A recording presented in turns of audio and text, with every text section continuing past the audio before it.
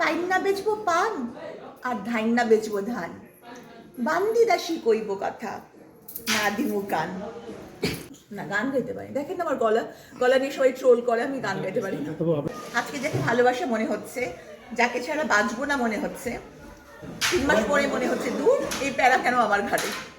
আজকাল একটা প্রবণতা হয়ে গেছে মানুষের নেতিবাচক কমেন্ট করা। ধরেন আপনি উঠে গেলেন, আপনি পিছন ফেলেন, আমি আপনার সাথে পিছনের সাথে সাথে আপনার নামে একটা নেতিবাচক কমেন্ট করবো। এবং নেতিবাচক কমেন্ট মানুষ করেই যে অন্য কাউকে আন্ডারমাইন করে রাখার জন্য, তার হচ্ছে কনফিডেন্সটা নষ্ট করে দেওয়ার জন্য। এই জন্যই তো নেতিবাচক কমেন্টগুলো করে।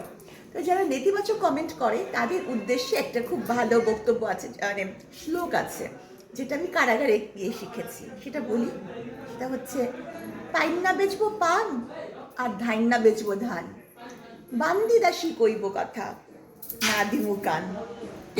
ভালোবাসার ক্ষেত্রে আমি একটা কথাই বলবো যে সেটা হচ্ছে বিখ্যাত, মানে কি বলবো, লিজেন্ড অভিনেতা হুমায়ুন ফরিদির একটা কথা, যে সকালবেলা যে খবরের কাগজ 12 টাকা দরে বিক্রি হয়, বিকেলবেলায় সে খবরের কাগজ শের দরে বিক্রি হয়।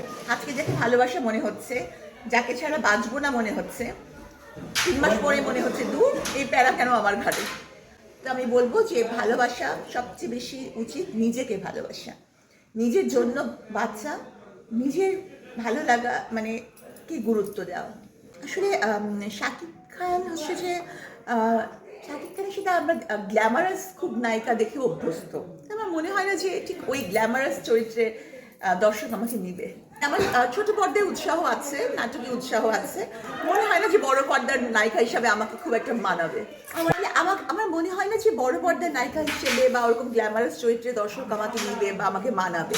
মানে আমার মনে হয় এই জন্য এই ছোট পর্দাটাই মনে হয় আমার জন্য একটা ভালো প্ল্যাটফর্ম হতে পারে যদি আমি ভালো অভিনয় করতে পারি। এখন প্রথম নাটক অভিনয় তুমি অভিমানে তুমি, এটা যদি মানে দর্শক নন্দিত হয় তাহলে ফার্দার নাটক, ফার্দার অভিনয়। আর যদি দর্শক বলে যে না সাবিনার অভিনয় ভালো লাগেনি, তাহলে এটাই আমার শেষ হয়তো হবে।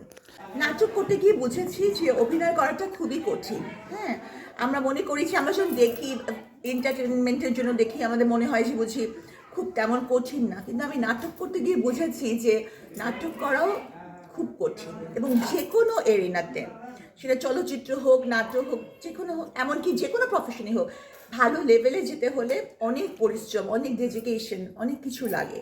তো আমি যেহেতু আমার মূল ফোকাসটা এখন হচ্ছে যে আমার বন্দিনী, হ্যাঁ, তো আমি এতটা ফোকাস আমার মনে হয় না যে অন্য কিছু দিতে পারবো।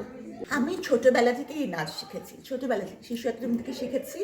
তারপর আমি বাংলাদেশি যে 2 লিজেন্ড আছেন তাদের কাছে নাচ শিখেছি। এমনকি 5 বছর আগেও মানে শেষ আমি শামিমা রানিপা ম্যামের বাসায় আমি প্র্যাকটিস করতাম, আর কি কোচিং করতাম। তো আমি নাচ সবসময় প্রফেশনালি আমি নাচ শিখেছি। না, গান গাইতে পারি। দেখেন না আমার গলা নিয়ে সবাই ট্রোল করে, আমি গান গাইতে পারি না।